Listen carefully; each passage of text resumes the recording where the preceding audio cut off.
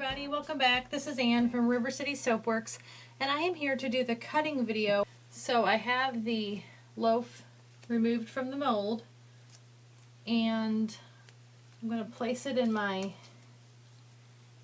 multi-cutter. And if you watch any of my other cutting videos, you know that this is a multi-cutter that I got from Bud Hafner on Etsy, and he just makes great multi-cutters. I can't say enough about the quality and craftsmanship. So you'll notice right here my edge is really smooth. Sometimes when I unmold, if my edge has any kind of imperfections on them, I will slice off just the very end piece and just use that myself. And this particular loaf that I unmolded is really clean on both sides. I used the Nurture Soap Supplies 5-pound mold, and it unmolded just really with a nice clean shiny finish, so I'm pleased about that. And I think what I'm going to do, though, you'll notice we have the calendula blossoms on top. I think I'm going to turn my loaf that way so we don't get drag marks through there. So let me go ahead and take this down. I've learned to try to catch this piece before it falls, otherwise you end up with a little bit of a divot on that. Okay, so let me take off the first piece and we'll take a look at it. If you remember from the making of this soap, I was worried that my orange top was going to look kind of like cheese. With the first time that I used the Orange Vibrance Mica from Nurture Soap Supplies, for whatever reason it turned out a little bit, almost looked like Velveeta or American cheese. Let me grab that for comparison. See, this is what I got before and I didn't like it at all. I just felt like my soap looked like cheese. So I didn't want that color, so what I did this time is I used the Fizzy Lemonade from Brambleberry, and then I just added a touch of the Orange Vibrance Mica just so that it wasn't so yellow when we had a little bit of orange in it. And I think I got the color that I have been looking for. This is really a nice kind of orange, sunshine orange.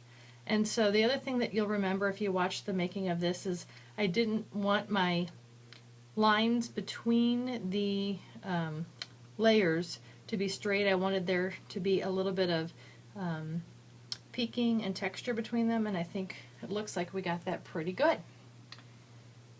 So let's just take a look at these other ones.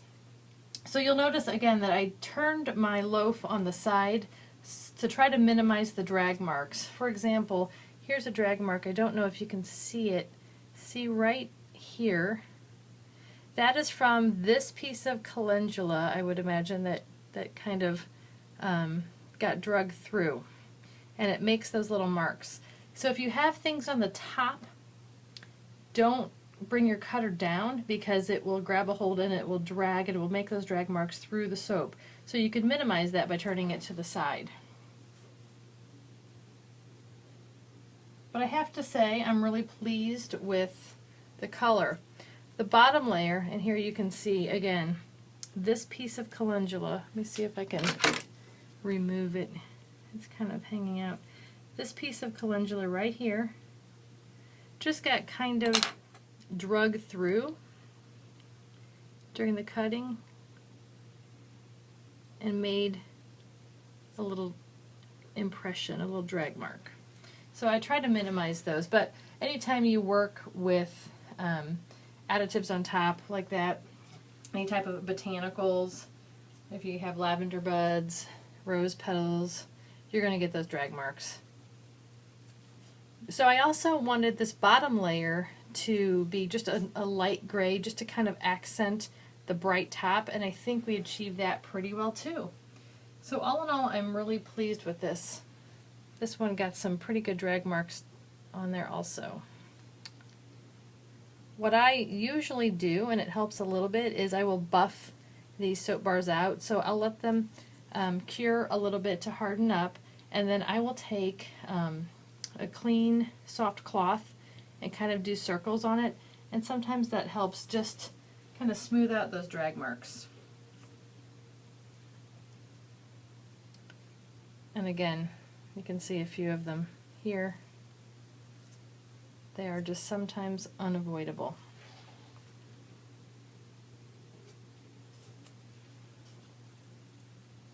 And again here, so I'm going to see if I can kind of pry this piece out. You can see this piece right here is the culprit, and I created this drag mark.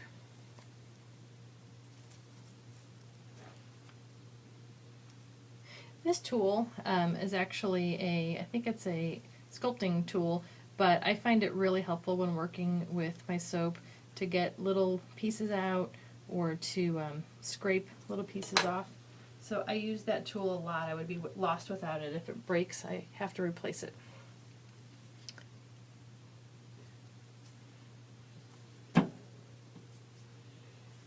So I could say I'm very happy with this. It smells amazing, and I always struggle with names. So I used this fragrance in a different soap that was different color patterns, and I just named it the name of the fragrance, which is the Mandarin Bergamot. And there was a great debate at my house whether it was Bergamot or Bergamot, so I looked it up. Apparently it's Bergamot, despite your inclination to perhaps try to put a French accent on it, there is apparently not. So I found that name to be rather confusing. Some people have never heard of that. Apparently it's a Mediterranean type of orange or mandarin, so I wanted to change the name to something that still reflected orange. This is kind of a sweet orange. It's not spiced, but it just has a really sweet mandarin orange kind of smell. You'll see here, this is the other end piece, and look how clean it is. If I turn it to its side, maybe you can see that. I didn't need to shave the end off because there are no imperfections on that. I usually do shave the ends off, but I just didn't need to with this, which is always a good thing. I'm grabbing a paper towel because you'll want to, especially with the calendula blossoms on here, you'll want to clean the strings of your cutter. And in this case, definitely, because there's little calendula pieces still sticking around here, and those would definitely make drag marks through the soap.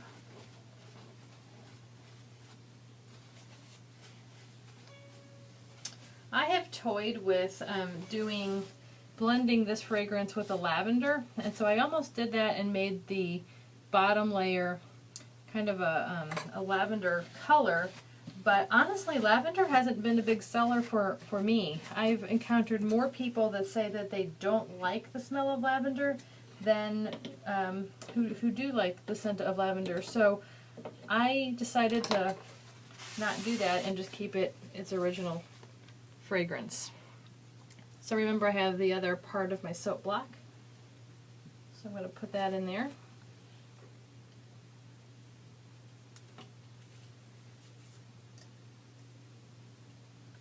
And by doing this, I have absolutely no waste. Look at that. This is the other end of my soap, and this shaving is what was taken off. And again, I have a really nice end piece. It's clean. It looks good. There's no need for me to trim that piece off. So my cutter I had specially made at 1 1/8 inch bars, and that's just the width that I prefer for my soap. And so by doing that in the Nurture Soap Supplies 5-pound mold, I am able to get 15 complete bars end to end if I don't trim the sides. If I do trim the sides a little bit, shave off the edges, you know, the end pieces, then I end up losing 1 bar out of that. But I think, let me count right,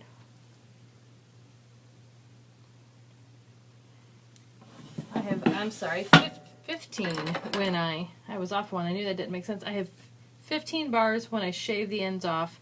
I have 16 bars, 1 1/8 inch bars when I don't shave the ends off.